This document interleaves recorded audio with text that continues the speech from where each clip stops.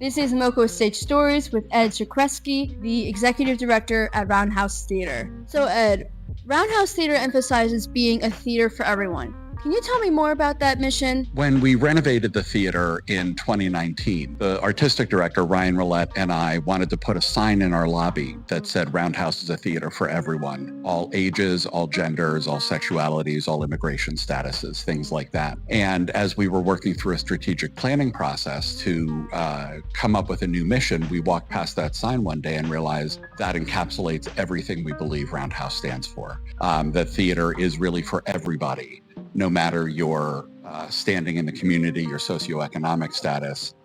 Everybody who comes here is welcome here. Roundhouse is basically known for its plays dealing with social justice issues. How do you guys leverage the amount of, in terms of discussing social justice and political issues? I think social justice issues are core to what we address at Roundhouse. Theater has the ability to change people's minds, and if you can change people's minds one at a time, you can eventually bring about a lot of change.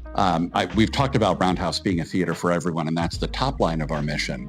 But our full mission is that Roundhouse is a theater for everyone. We enrich our community through bold and outstanding theatrical and educational experiences that inspire empathy and demand conversation. How does the unique physical space of Roundhouse contribute to the audience experience? When we did our renovation in 2019, one of our main goals was to make a space that felt very warm and welcoming. Right after we opened, somebody came in and said, "Oh my gosh, I feel like I'm in somebody's house. And if I turn to the right, there's going to be a fireplace right there." And that made us feel like we had done what we wanted to do. But here in the theater, you can see that we only have 8 rows of seats down here, 5 rows of seats upstairs. So there's no seat that's very far away from this thrust stage here. So we like to create intimate drama. Being in an intimate space where everybody is really close with one another, I think is another defining feature of Roundhouse. So how do you see Roundhouse operating in the future? This is a tough time right now for all theaters in America. The pandemic changed audience behaviors. And so American theaters in general are struggling to balance our increased costs due to inflation with what is, for the most part, slightly decreased attendance across the country.